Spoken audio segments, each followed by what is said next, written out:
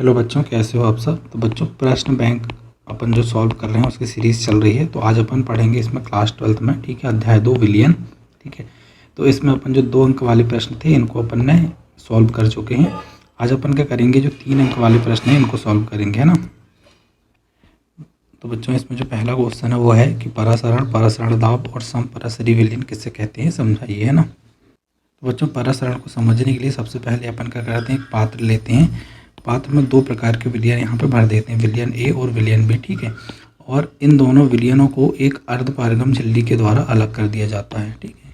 तो इसका नाम क्या हो जाएगा, अर्धपारगम झिल्ली, ठीक है। तो जो विलयन ए है इसमें या तो शुद्ध विलायक लेंगे या तनु विलयन लेंगे। शुद्ध विलायक का मतलब है या तो यहाँ पे अपन H2O ले लेंगे या फिर H2O में ही कुछ थोड़ी सी मात्रा में कोई विलेय मिला हो, ठीक है।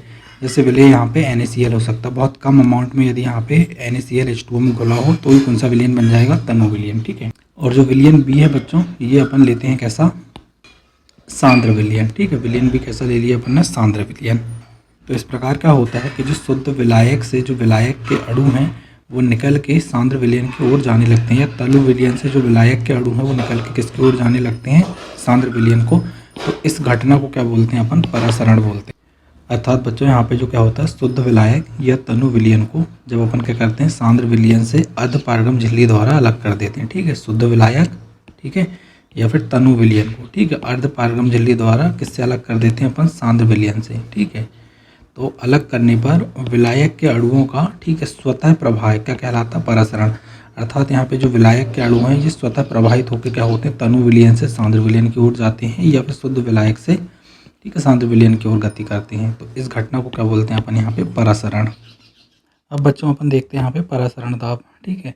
देखिए, परासरण की घटना में क्या होता था कि यहाँ पे जो विलायक के अणु हैं, ठीक है, वो तनु विलयन, ठीक है, या फिर विलायक से निकलकर किसकी ओर जाते थे, सांद्र विलयन की ओर, ठीक है। ये क्या है इधर, सांद्र विलयन। तो हम क्या कह रहे हैं, सांद्र विलयन में कोई दाब लगा दें, ठीक है। इतना दाब लगा दें यहाँ पे कि यहाँ से जो विलायक के अणु इस विलयन, तनु विलयन से निकल के सांद्र विलयन की ओर आ रहे थे, उनका आना बंद हो जाए। अर्थात यहाँ पे विलायक के अणुओं का प्रवेश कैसा हो जाए, रुक जाए।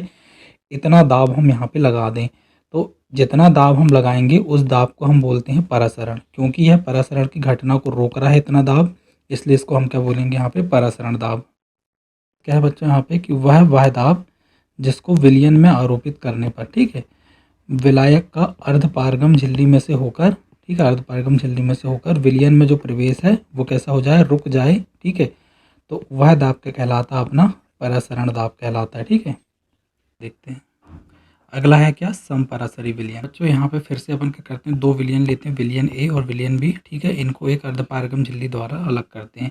लेकिन इस बार अपन ने ऐसे विलयन लिए हैं जिनकी सांद्रता समान है, ठीक है। जो विलयन ए है इसकी जो सांद्रता है विलयन बी की सांद्रता के बिल्कुल समान है, ठीक है। तो ऐसी स्थिति में क्या होता है, किसी भी विलयन से जो विलायक के अणु हैं वो एक दूसरे में प्रवेश नहीं करते, ठीक है। जब वो एक दूसरे में नहीं प्रवेश नहीं करते तो ऐसे विलयनों को बोलते हैं अपन समपरासरी विलयन। और इन दोनों विलयनों के जो परासरण दाब हैं बिल्कुल समान होते हैं, ठीक है। विलयन ए का परासरण दाब विलयन बी के परासरण दाब के बराबर होता है, ठीक है। तब उनको क्या बोलते हैं अपन, समपरासरी विलयन। अर्थात वे विलयन जिनके परासरण दाब समान होते हैं समपरासरी विलयन कहलाते हैं, ठीक है। समपरासरी विलयनों की मूलर सांद्रताएं समान होती हैं। अर्थात बच्चों, इन दोनों जो विलयन है, विलयन ए और विलयन 2, इनकी जो आयतन है समान है, ठीक है। और इसमें N1 मोल घुले हुए हैं और इसमें N2 मोल घुले हुए हैं, ठीक है, किसी विलय के। और ये दोनों एक दूसरे के बराबर हैं, ठीक है। N1 और N2 कैसे हैं, बराबर हैं। अर्थात इनकी जो मूलर सांद्रताएं हों कैसी हों, बराबर हो गई हैं, ठीक है। अब यहाँ पे यदि N1 को अपन सॉल्व करेंगे तो यहाँ पे क्या हो जाएगा, विलेय का भार बटे विलेय का अणु भार, ठीक है। इसी प्रकार N2 के लिए भी लिख सकते हैं, यहाँ पे विलेय का भार बटे विलेय का अणु भार, ये दोनों भी एक दूसरे के कैसे हो जाएंगे, समान हो जाएंगे। तो ऐसे विलयनों को क्या बोलते हैं अपन, समपरासरी विलयन। क्वेश्चन नंबर 2 है बच्चों, आदर्श और अनादर्श विलयन में 3 अंतर लिखना है, ठीक है। तो देखिए, आदर्श विलयन और अनादर्श विलयन क्या होते हैं, ठीक है। ऐसे विलयन जो सभी सांद्रता एवं तापों पर राउल्ट के नियम का पालन करते हैं वो क्या कहलाते हैं, आदर्श विलयन कहलाते हैं, ठीक है। अब यदि अनादर्श विलयन की बात करें तो ये विलयन क्या करते हैं, सभी सांद्रता और ताप पर राउल्ट के नियम का पालन नहीं करते हैं, ठीक है। दूसरा पॉइंट है बच्चों यहाँ पे कि एंथैल्पी परिवर्तन कैसा होता है, शून्य होता है, अर्थात यहाँ पे डेल्टा मिक्स बराबर क्या होता है, शून्य। देखो यहाँ पे इसका आशा ये है कि यदि हम दो विलयन लें ए और बी और इनको आपस में हम क्या कर दें, मिला दें, ठीक है, तो इनके मिलाने से ना तो ऊष्मा कैसी होगी उत्सर्जित, ना ही ऊष्मा कैसी होगी अवशोषित, अर्थात इनके मिलाने से ऊष्मा में कोई परिवर्तन नहीं होगा। तब हम बोलेंगे कि यहाँ पे जो एंथैल्पी परिवर्तन है वो कैसा है, बिल्कुल शून्य है, और ऐसे विलयनों को क्या बोलते हैं अपन, आदर्श विलयन। जबकि अनादर्श विलयन की बात करें तो यहाँ पे क्या हो जाएगा बच्चों, यहाँ पे जो डेल्टा मिक्स है वो शून्य के बराबर नहीं होता, अर्थात इसमें एंथैल्पी परिवर्तन होता है। अर्थात या तो जब यहाँ पे हम दो विलयनों को मिला देंगे तो या तो क्या हो जाएगी, अभिक्रिया ऊष्माक्षेपी हो जाएगी, या अभिक्रिया कैसी हो जाएगी, ऊष्मा शोषी हो जाएगी, ठीक है। इसी प्रकार बच्चों यदि हम थर्ड पॉइंट की बात करें तो यहाँ पे आयतन परिवर्तन भी कैसा रहेगा, शून्य के बराबर रहेगा, किसमें, आदर्श विलयनों के लिए, ठीक है। अर्थात यहाँ पे डेल्टा वी मिक्स बराबर भी क्या रहेगा, शून्य। अर्थात यहाँ पे जब हम दो विलयनों को आपस में मिला दें ए और बी को, तो यहाँ पे आयतन में कोई परिवर्तन नहीं होगा, ना तो आयतन कम होगा ना ही आयतन ज़्यादा होगा। किंतु बच्चों यदि हम अनादर्श विलयन की बात करें तो यहाँ पे आयतन परिवर्तन होता है, अर्थात यहाँ पे जो आयतन परिवर्तन डेल्टा वी बराबर है ये शून्य के बराबर नहीं होगा, ठीक है। कभी कभी क्या हो जाएगा, आयतन दो विलयनों को मिलाने पर जो फाइनल उत्पाद मिलेगा उसका आयतन कम हो जाएगा, कभी आयतन कैसा हो जाएगा, ज़्यादा हो जाएगा, अर्थात यहाँ पे डेल्टा वी बराबर शून्य के बराबर नहीं होगा। अब बच्चों यहाँ पे क्वेश्चन नंबर 3 यहाँ पे पूछा गया कि शुद्ध जल की मोलरता ज्ञात कीजिए, और यहाँ पे H2O बराबर 18, यहाँ पे क्या दिया गया है, इसका मोलर द्रव्यमान, ठीक है, आपको दिया हुआ है। देखिए बच्चों इसको सॉल्व कैसे करेंगे, ठीक है। आप सभी को पता है कि जो शुद्ध जल है, शुद्ध जल का घनत्व कितना होता है, 1 ग्राम प्रति ml, अर्थात यदि हम 1 ग्राम जल लेंगे तो ये 1 ml के बराबर होगा, ठीक है, इसका मतलब ये है। अतः बच्चों जब अपन क्या करें 1000 ml जल लेंगे तो जल का द्रव्यमान भी कितना हो जाएगा, 1000 ग्राम, और यहाँ पे जल का मोलर द्रव्यमान 18 अपने को यहाँ पे दिया हुआ है, ठीक है। अब यहाँ पे अपन मोलरता का क्या करेंगे, यहाँ पे फॉर्मूला लिख लेंगे। मोलरता बराबर क्या होता है, दिया गया भार, ठीक है, बटे जल का अणुभार, ठीक है, और यहाँ पे 1000 और इसके ml में बटे में क्या करेंगे अपन, यहाँ पे आयतन लिख लेंगे। अब यहाँ पे बच्चों क्या करेंगे अपन, मोलरता का फॉर्मूला रख देंगे, ठीक है। मोलरता बराबर क्या होता है, W बराबर क्या होता है, विलेय का दिया हुआ भार, और यहाँ पे विलेय का अणुभार, ठीक है, इनटू क्या होता है यहाँ पे 1000, और यहाँ पे आयतन अपन ml में ले लेंगे, ठीक है। अब यहाँ पे देखो जो W है वो क्या होगा, ठीक है। बच्चों यहाँ पे जो W है वो विलेय है, लेकिन यहाँ पे शुद्ध जल की बात कर रहे हैं तो शुद्ध जल में विलेय विलायक कुछ होगा नहीं, ठीक है, मतलब W भी H2O रहेगा, ठीक है। तो यहाँ पे हम इसको मान लेते हैं W बराबर कितना है यहाँ पे 1000 ग्राम, ठीक है, ये लेके चलते हैं। और यहाँ पे इसका M बराबर अणुभार कितना दिया हुआ है यहाँ पे 18, ठीक है, ये रख लेंगे। अब यहाँ पे बात आती है कि V बराबर ml में आयतन कितना लेंगे, तो आप सभी को पता है कि यहाँ पे जल के लिए अपन जो W है वो V के कैसा होता है, बराबर होता है, अर्थात जब 1000 ग्राम अपन यहाँ पे क्या करेंगे, यहाँ पे जल लेंगे तो वो कितना रहेगा, 1000 ml रहेगा, अर्थात यहाँ पे अपन V बराबर कितना लिख देंगे, 1000, ठीक है, और यहाँ पे इन सब का मान रख देंगे, ठीक है, W का 1000, ठीक है। इस प्रकार यहाँ पे इसका अणुभार यहाँ पे रख देंगे अपन, तो कितना हो जाएगा यहाँ पे 18, और V बराबर भी 1000, ठीक है। तो बहुत सिंपल है यहाँ पे, ठीक है, 1000 से 1000 कट जाएगा, और 18 से जब अपन क्या करेंगे 1000 को यहाँ पे भाग देंगे, काटेंगे, तो कितना जाएगा यहाँ पे 55.5 ग्राम, ठीक है, प्रति लीटर। तो यहाँ पे जल की मोलरता कितनी ज्ञात हो जाएगी, 55.5 ग्राम प्रति लीटर। अब बच्चों अगला क्वेश्चन यहाँ पे पूछा है कि परासरण दाब क्या है, परासरण एवं विसरण में दो अंतर लिखिए, ठीक है। तो परासरण दाब की डेफिनेशन अपन ने अभी देखे हैं, ठीक है। क्या होता है कि वह बाह्य दाब, ठीक है, जिसको विलयन पे आरोपित करने पर क्या होते हैं, विलायक के जो अणु हैं वो अर्धपारगम झिल्ली में से होकर विलयन में प्रवेश क्या हो जाता है, जिनका रुक जाता है, ठीक, उस दाब को क्या बोलते हैं अपन, परासरण दाब। यहाँ पे अपन अंतर देख लेते हैं परासरण और विसरण में, ठीक है।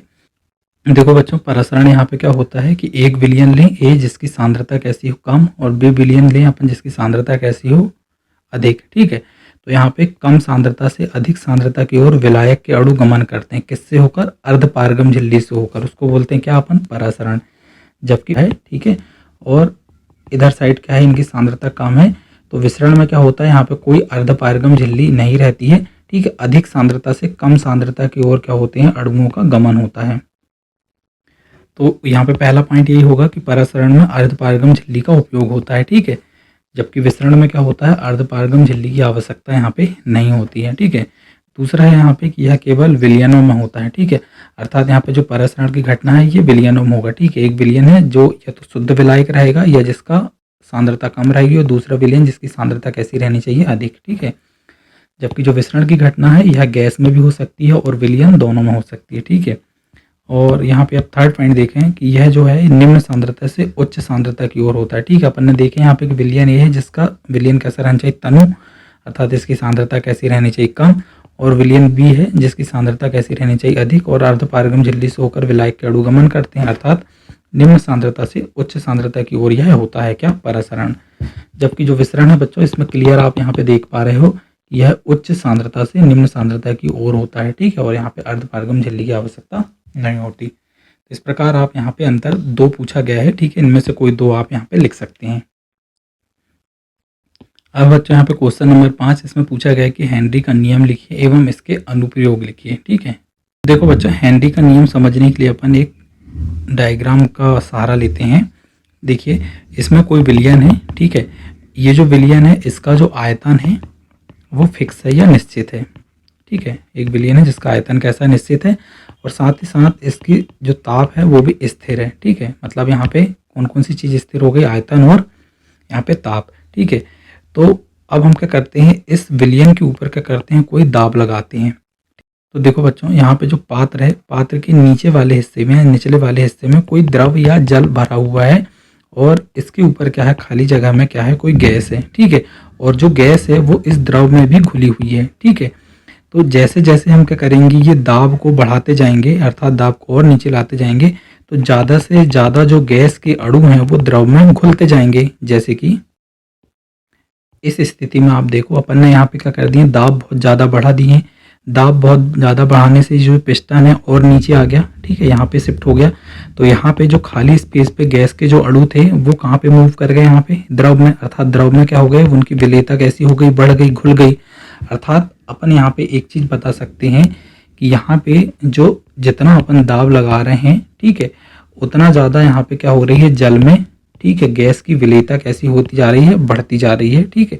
तो यही, इसी को समझाने के लिए हेनरी ने एक नियम दिया था कि स्थिर ताप पर किसी द्रव के निश्चित आयतन में, ठीक है, अर्थात यहाँ पे ताप और आयतन कैसा है, निश्चित है, फिक्स है। तो यहाँ पे हम इस प्रकार लिख सकते हैं कि गैस की विलेयता द्रव पर गैस के द्वारा लगाए गए दाब के समानुपाती होती है, ठीक है, अर्थात द्रव में कितनी गैस घुली होगी, जितना ज़्यादा दाब लगा होगा उतनी ज़्यादा यहाँ पे गैस घुली होगी, ठीक है। यही क्या है, हेनरी का नियम है। इसको गणितीय रूप में अपन इस प्रकार लिख सकते हैं कि जो एम है वो समानुपाती होता है पी के, ठीक है। एम क्या है बच्चों, एम क्या है बच्चों, यहाँ पे द्रव्यमान है।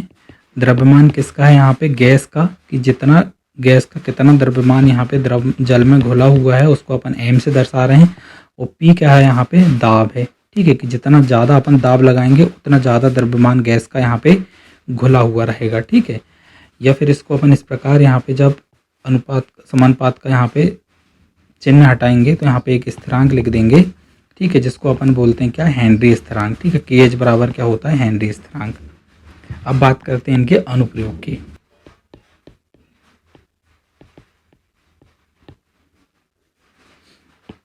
तो देखिए, हेनरी के नियम के अनुप्रयोग हैं। पहला अपन यहाँ पे अनुप्रयोग देख रहे हैं कार्बनिक पेय पदार्थों के उत्पादन में, ठीक है। अब आपने जो सॉफ्ट ड्रिंक देखे होंगे, ठीक है, जैसे कोल्ड ड्रिंक वगैरह देखे होंगे, तो मृदु पेय, सोडा वाटर जैसे जो पेय पदार्थ हैं, ठीक है, तो पेय पदार्थों को बनाते टाइम इसमें क्या करते हैं, कार्बन डाइऑक्साइड की विलेयता बढ़ाने के लिए, कि ज़्यादा से ज़्यादा कार्बन डाइऑक्साइड इसमें घुली रहे, इसलिए क्या करते हैं अपन, इसको उच्च दाब का प्रयोग किया जाता है, ठीक है। जैसे लेकिन आप ढक्कन खोलते हैं तो यहाँ पर ढेर सारी कार्बन डाइऑक्साइड क्या होती है, जैसे दाब कम होता है तो बाहर निकलती है, ठीक है। तो ये आपने देखे होंगे। दूसरा उपयोग है बच्चों जलीय जीवन में। आप सभी को पता है कि बच्चों की जो जल के अंदर रहने वाले जीव जंतु हैं ये वायुमंडल की ऑक्सीजन का यूज़ नहीं कर सकते, अर्थात आवश्यक है कि यहाँ के वायुमंडल की ऑक्सीजन जल में घुली हो, ठीक है। तो वो कैसी घुली होगी, दाब बढ़ाने पर, ठीक है, अर्थात वायु में उपस्थित जो ऑक्सीजन की जल में विलेयता के कारण ही नदी, समुद्र एवं झीलों के जलीय जीव जंतुओं का जीवन संभव हो पाता है, ठीक है। ये सब हेनरी के नियम के अनुप्रयोग। अगला बच्चों क्वेश्चन नंबर 6, इसमें पूछा गया कि ठंडे देशों में गाड़ी के रेडिएटर में जल के साथ ग्लाइकॉल का प्रयोग करते हैं क्यों? इस प्रकार बच्चों ये गाड़ी का रेडिएटर रहता है, आपने देखे होंगे, गाड़ी के सामने लगा रहता है, ठीक है।